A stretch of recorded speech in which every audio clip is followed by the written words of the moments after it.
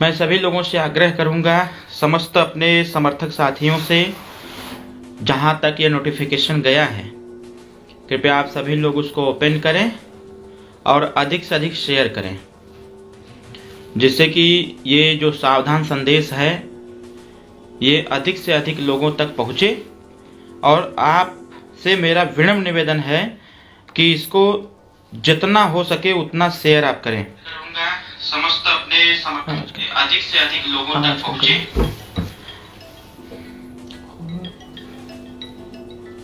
और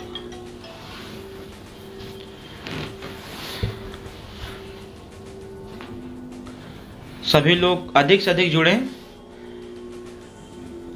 और जितने लोग जुड़ रहे हैं सभी लोग कृपया शेयर भी करें ताकि अधिक से अधिक लोगों तक ये सावधान संदेश जा सके।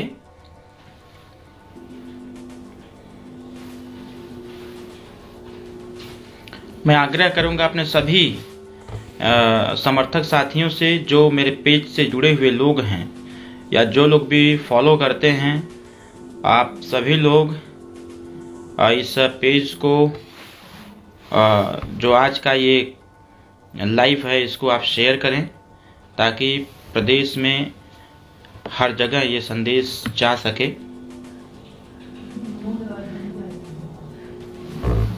अपने सभी जो लोग भी मेरे इस लाइव को देख रहे हैं कृपया शेयर करिए, अधिक से अधिक शेयर करिए, क्योंकि मैंने बताया भी है कि सावधान संदेश, ये सावधान संदेश क्या है इसके बारे में समस्त लोगों को जानना बहुत जरूरी है।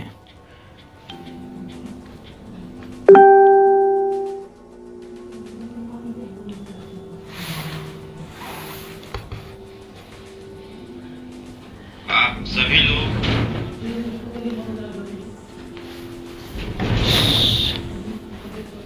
जितना हो सके उतना आप शेयर करें। फिर हम बताते हैं कि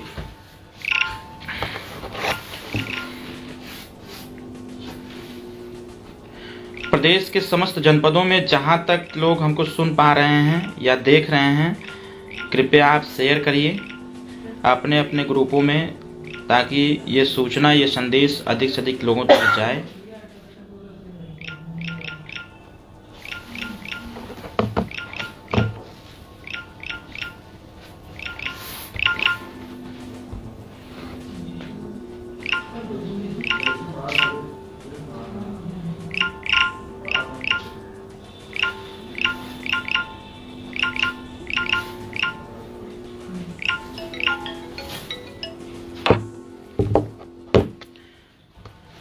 बहुत बहुत धन्यवाद आप सभी लोगों को। जय सुहेलदेव, जय भारत, जय समाजवाद, जय युवा शक्ति।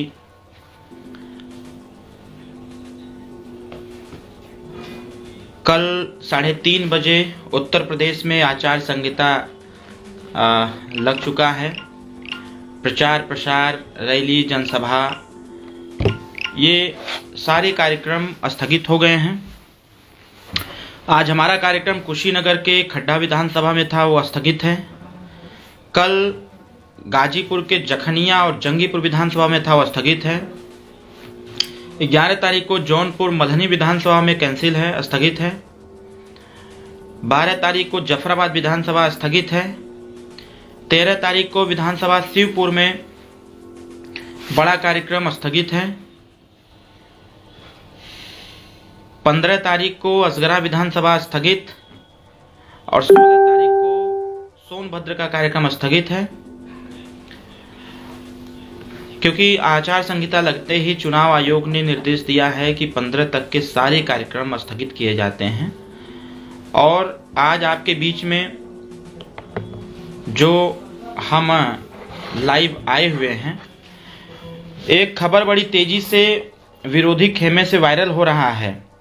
वायरल क्या, आप तो क्योंकि जब सोशल मीडिया और से ही चुनाव लड़ने का निर्देश हुआ है तो सोशल मीडिया पर अनगिनत प्रकार की खबरें वायरल होंगी, झूठी खबरें फैलाई जाएंगी, तमाम तरह की बातें कही जाएंगी। तो मैं सबसे पहले सावधान करना चाहता हूं अपने समस्त युवा साथियों को, और समस्त समर्थकों को सावधान करना चाहूँगा कि सोशल मीडिया पर जो भी खबरें फैलाई जाती हैं, निगेटिव खबरें, उस पर ध्यान नहीं देना है। टारगेट हमारा एक है कि 2022 में सुहेलदेव भारतीय समाज पार्टी, भागीदारी संकल्प मोर्चा, समाजवादी पार्टी की सरकार बनाना। उत्तर प्रदेश में जिस प्रकार से हमारे युवा साथियों को लगातार 5 साल तक युवा साथियों को संघर्ष करना पड़ा सरकार से अपनी मांगों को लेकर के, जो उत्तर प्रदेश की पढ़ी लिखी बच्चियां हैं, लड़कियां हैं, अपने अधिकारों को लेकर के, अपनी मांगों को लेकर के लखनऊ में लगातार धरना देना पड़ा और उनके ऊपर ये क्रूर सरकार ने लाठीचार्ज भी किया। तमाम लोगों के खिलाफ मुकदमे पंजीकृत हुए। उत्तर प्रदेश के विभिन्न गांवों में जिस प्रकार से भय, भूख, भ्रष्टाचार और अपराध चरम पर बढ़ता चला गया, इसके पीछे भारतीय जनता पार्टी सह दे करके उसको आगे बढ़ाने का प्रयास किया। हमारा अपने युवा साथियों से विनम्र निवेदन है कि जिस प्रकार से कोविड काल के दौरान भारतीय जनता पार्टी की सरकार जब बनानी थी या बनी, तो तमाम तरह के वादे और घोषणा पत्र में दिए गए थे और घोषणा पत्र में किए गए वादे के अनुरूप सरकार नहीं चली। कोविड काल में जिस प्रकार से लॉकडाउन बिना प्रदेश और देश को सूचित किए लॉकडाउन किया गया, लॉकडाउन के दरमियान ट्रेन भी बंद कर दी गई, बसें बंद हो गईं, आवागमन बंद हो गया और फ्लाइट तक उन्होंने बंद कर दिया। हमारे प्रदेश उत्तर प्रदेश के नौजवान अपने जहाँ जहाँ काम कर रहे थे, कैसे कैसे करके पैदल करके लोग अपने घरों तक पहुँचे और जहाँ वो रह रहे थे और यूपी अपने घर तक आने में तमाम तरह की कठिनाइयों का सामना करना पड़ा। तो मैं निवेदन करूँगा कि कृपया इसको विशेष ध्यान रखें कि वर्तमान भारतीय जनता पार्टी की उत्तर प्रदेश की सरकार में सिर्फ और सिर्फ दुखों का पहाड़ ही मिला है। यूपी को सिर्फ और सिर्फ दुख तकलीफ ही मिली है, सुख की अनुभूति इस सरकार में नहीं हो पाई है। हमारा एक निवेदन है कि ये भारतीय जनता पार्टी के आईटी सेक्टर के लोग एक खबर चला रहे हैं कि ओम प्रकाश राजभर भारतीय जनता पार्टी में से गठबंधन करने जा रहे हैं।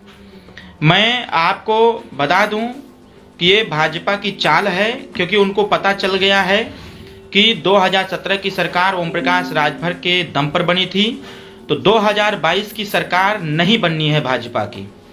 और क्योंकि हमारा गठबंधन समाजवादी पार्टी, भागीदारी संकल्प मोर्चा में सम्मिलित भागीदारी पार्टी पी, राष्ट्रोदय पार्टी, जनवादी पार्टी, महान दल, अपना दल कमेरावादी, जनता क्रांति पार्टी, भारत माता पार्टी, ऐसे छोटे छोटे जो दल हैं उनसे सुहेलदेव भारतीय समाज पार्टी, समाजवादी पार्टी का गठबंधन हुआ है। और इसी गठबंधन के तहत जो चुनाव कल आचार संहिता लगा है, इस चुनाव को हम लोग पूरी दमखम से लड़ेंगे और लड़ करके 2022 की सरकार भी हम लोग बनाएंगे। लेकिन जैसे जैसे ये उत्तर प्रदेश का चुनाव स्पष्ट होता जा रहा है कि सरकार किसके पक्ष में बनने जा रही है, जनता किसके पक्ष में मतदान करने का मन मिजाज बना रही है, वैसे वैसे भारतीय जनता पार्टी लगातार गलत मैसेज सोशल मीडिया के माध्यम से, इलेक्ट्रॉनिक मीडिया के माध्यम से उसको वायरल करने का प्रयास कर रही है। हमारा आप सभी लोगों से हाथ जोड़ करके निवेदन है कि भारतीय जनता पार्टी के किसी भी स्टेटमेंट पर ध्यान न दें। सुहेलदेव भारतीय समाज पार्टी ने 27 अक्टूबर 2021 को मऊ के हल्दरपुर के मैदान में जो औपचारिक घोषणा करके उत्तर प्रदेश से भारतीय जनता पार्टी का खदेड़ा करना चालू किया और एक नारा दिया कि जब तक भाजपा की उत्तर प्रदेश से विदाई नहीं, तब तक हम लोग कोई ढिलाई नहीं करेंगे।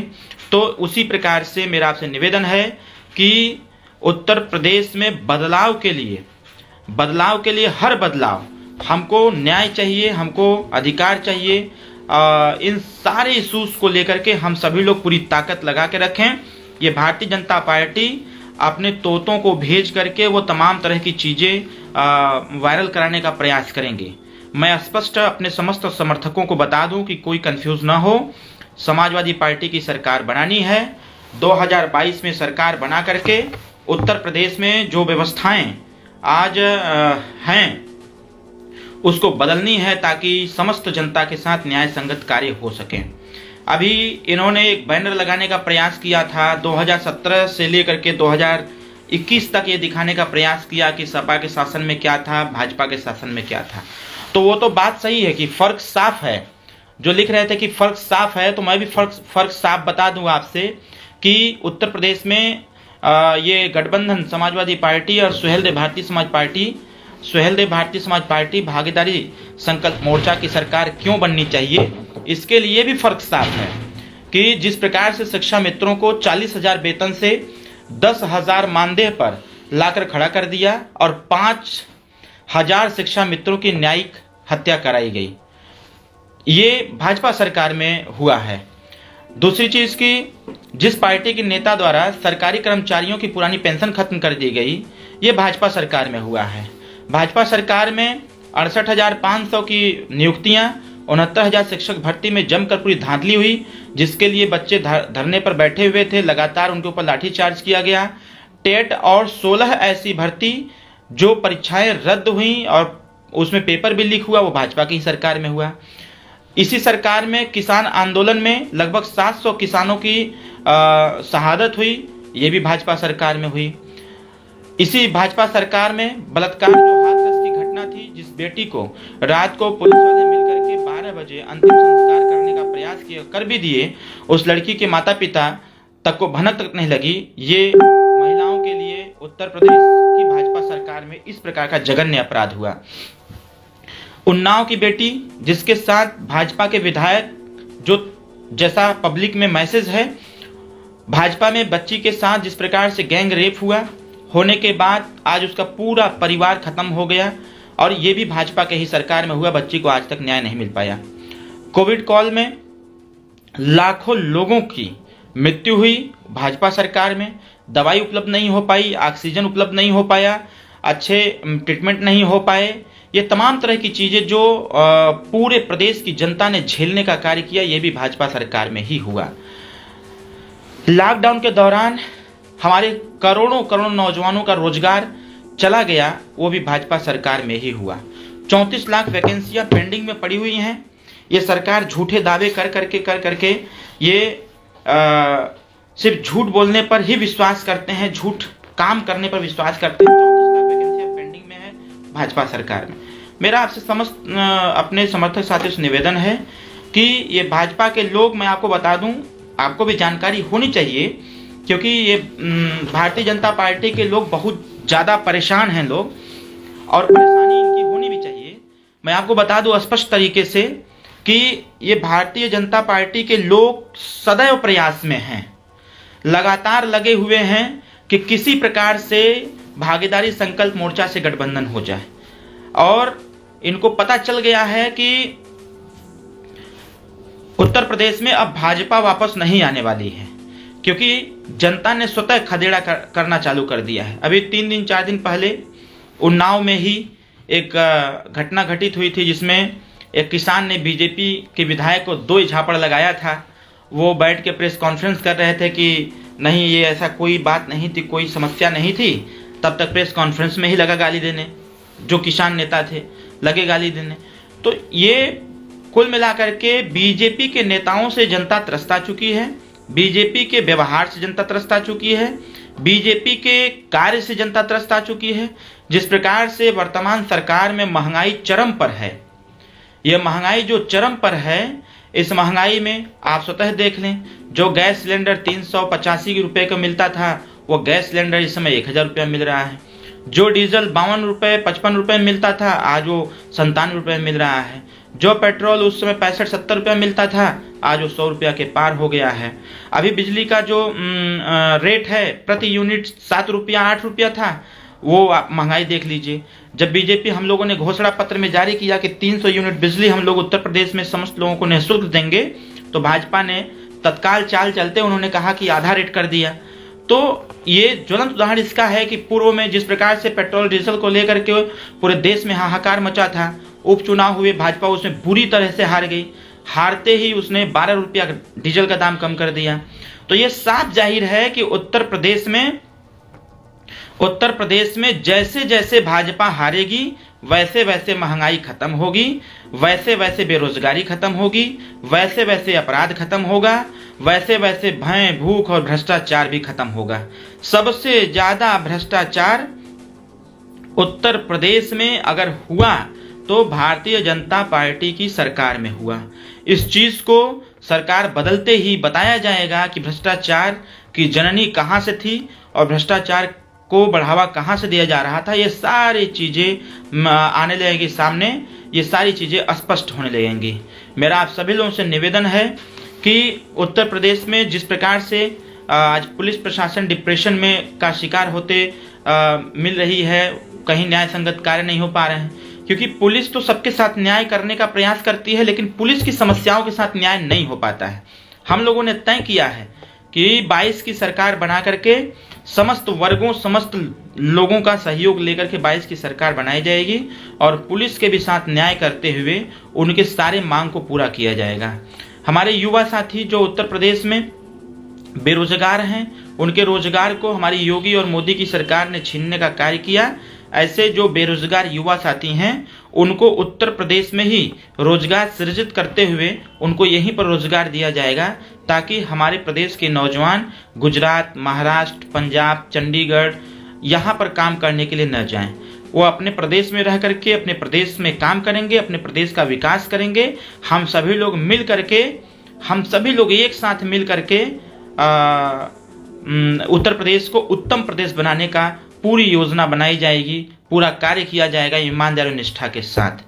तीसरी चीज कि जिस प्रकार से उत्तर प्रदेश में आज वैकेंसियों पर प्रतिबंध लगा हुआ है, तमाम विभाग की वैकेंसियां पेंडिंग में पड़ी हुई हैं, संविदा कर्मचारियों को निकाल दिया गया और तमाम तरह की प्रताड़ना हमारे लोगों को झेलना पड़ा।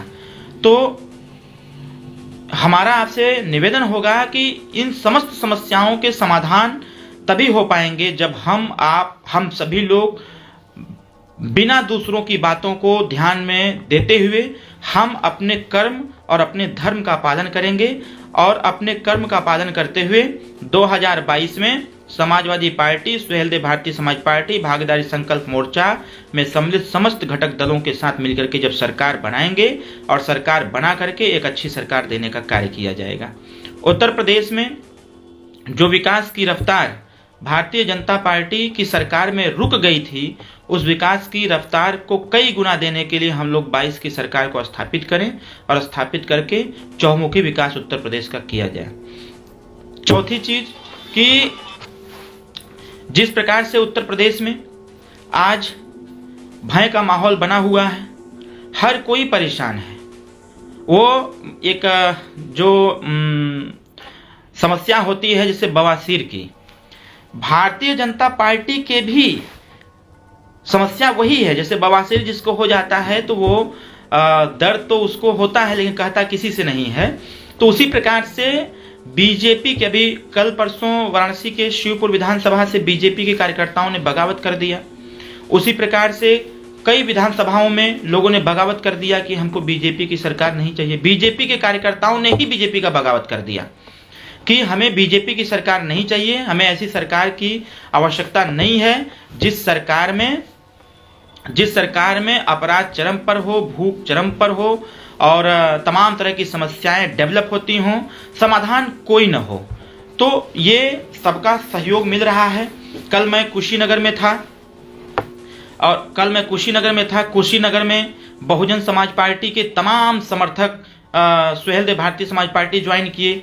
कल कुशीनगर में ही भारतीय जनता पार्टी के तमाम नेता, ब्लॉक स्तर के, विधानसभा स्तर के, जिले स्तर तक के नेताओं ने कल पार्टी ज्वाइन किया। लोगों ने कांग्रेस पार्टी के भी लोगों ने कल सुहेलदेव भारतीय समाज पार्टी ज्वाइन किया। मतलब कि जो अब लोगों को ये लग गया है कि 2022 की सरकार ओम प्रकाश राजभर, माननीय अखिलेश यादव जी, प्रेमचंद प्रजापति जी, बाबूराम पाल जी, अनिल चौहान जी, रामसागर बिंद जी के नेतृत्व में, कृष्णा पटेल जी और संजय चौहान जी केशवदेव मौर्य जी के नेतृत्व में 22 की सरकार बनने जा रही है, ये सबको दिख गया है।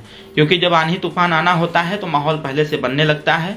उसी प्रकार से मेरा एक निवेदन, बस आज का लाइव आने के पीछे बस एक उद्देश्य था कि भारतीय जनता पार्टी हमेशा इनके चाल चरित्र और व्यवहार, ये सोच हमेशा छल का रहा है।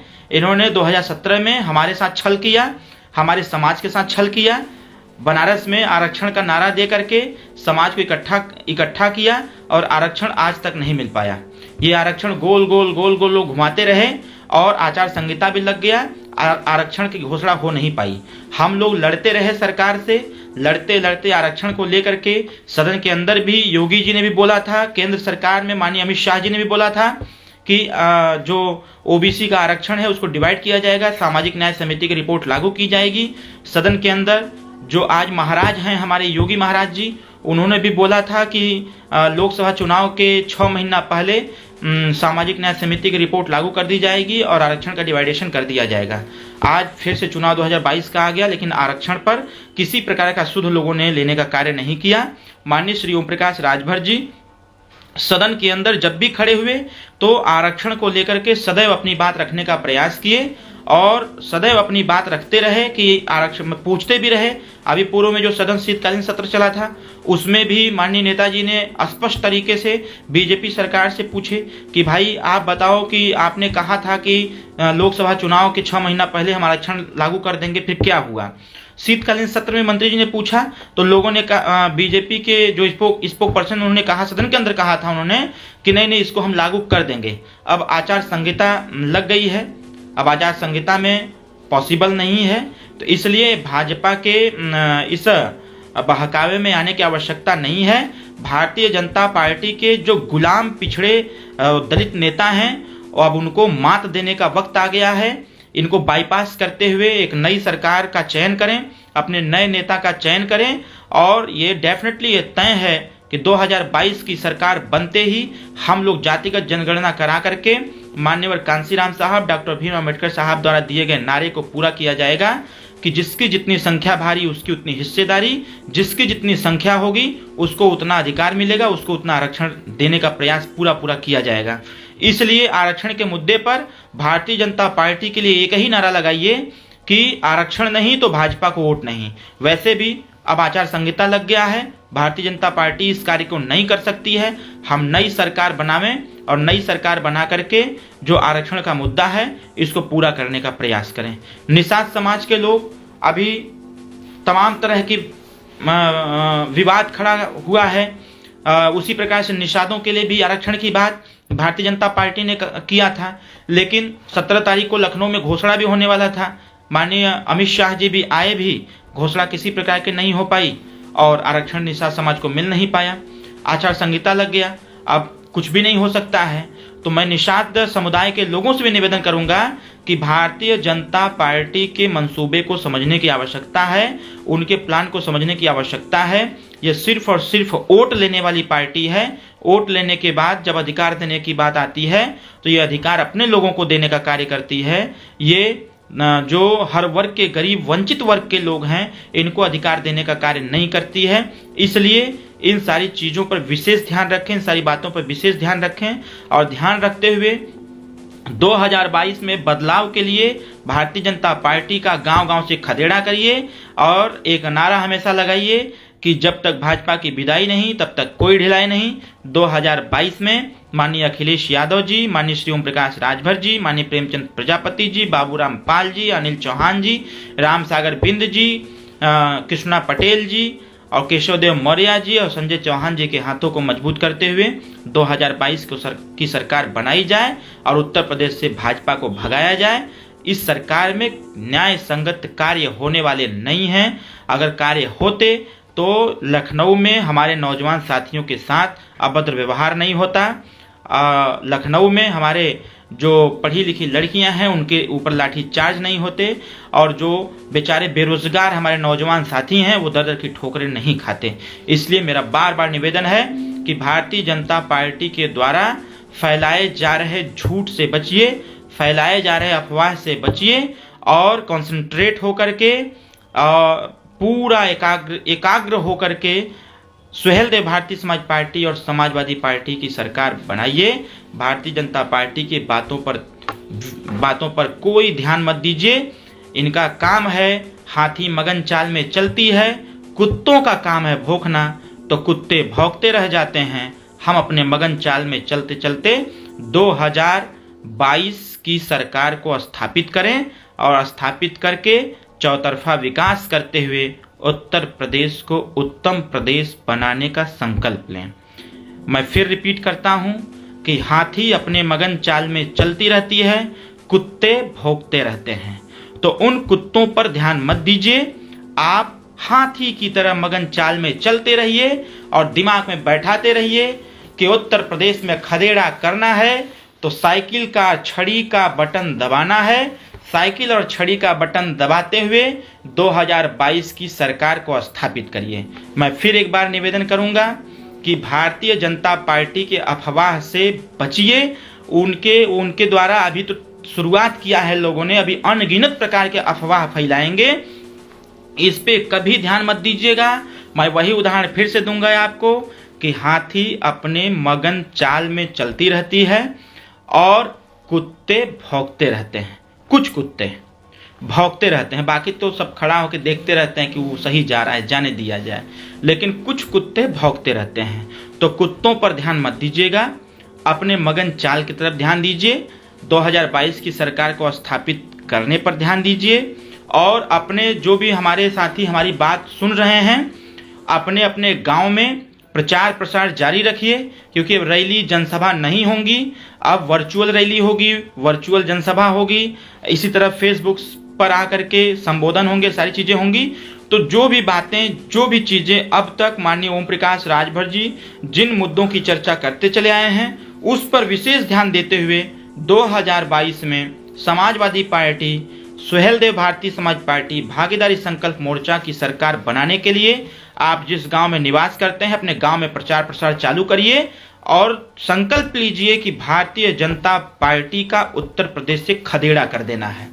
मैं फिर उदाहरण दूंगा वही वाला कि हाथी अपने मगन चाल में चलती रहती है और कुछ कुत्ते ज्यादा नहीं, कुछ कुत्ते भौंकते रहते हैं। बहुत बहुत धन्यवाद। मैं आप सभी लोगों का आभार प्रकट करता हूं, बधाई देता हूं। और ये जो लोकतंत्र का जो पर्व हमारे बीच में, जिस पर्व की घोषणा कल हुई है, उस पर्व को बाकायदे इत्मीनान से और निष्पक्ष तरीके से उस पर्व में सहयोग करते हुए हम इसको आगे बढ़ाएंगे। इसको सह सम्मान और निष्पक्षता पूर्वक इसको हम सफल बनाने का प्रयास हम सभी लोग मिलकर करेंगे। और बस एक निवेदन कि 2022 में बदलाव करनी है और 2022 में भारतीय जनता पार्टी का खदेड़ा कर देना है। 2022 के चुनाव को ध्यान में रखते हुए सरकार बनाने के लिए एक ही संकल्प, जब तक भाजपा की विदाई नहीं तब तक कोई ढिलाई नहीं। हाथी मगन चाल में चल रही है, कुत्ते भौंक रहे हैं। बहुत बहुत धन्यवाद, बहुत बहुत धन्यवाद, बहुत बहुत शुक्रिया। आने वाले चुनाव में जहां समाजवादी पार्टी का प्रत्याशी होगा वहां पर आप साइकिल का बटन दबाइए, जहां सुहेलदेव भारतीय समाज पार्टी के प्रत्याशी होंगे वहां छड़ी का बटन दबाइए, जहां भागीदारी पार्टी के प्रत्याशी होंगे वहां आप फुटबॉल का बटन दबाइए, जहां पर हमारे सहयोगी पार्टियों के प्रत्याशी होंगे उनके सिंबल पर आप बटन दबा करके उनको विजयी बनाइए। यही हमारी अपील है, यही हमारा निवेदन है, यही हमारा आपसे आग्रह है। बहुत बहुत शुक्रिया, बहुत बहुत धन्यवाद। 2022 में भागीदारी संकल्प मोर्चा समाजवादी पार्टी की सरकार को स्थापित करिए। हाथी मगन चाल में चल रही है, कुत्ते भौंक रहे हैं। धन्यवाद।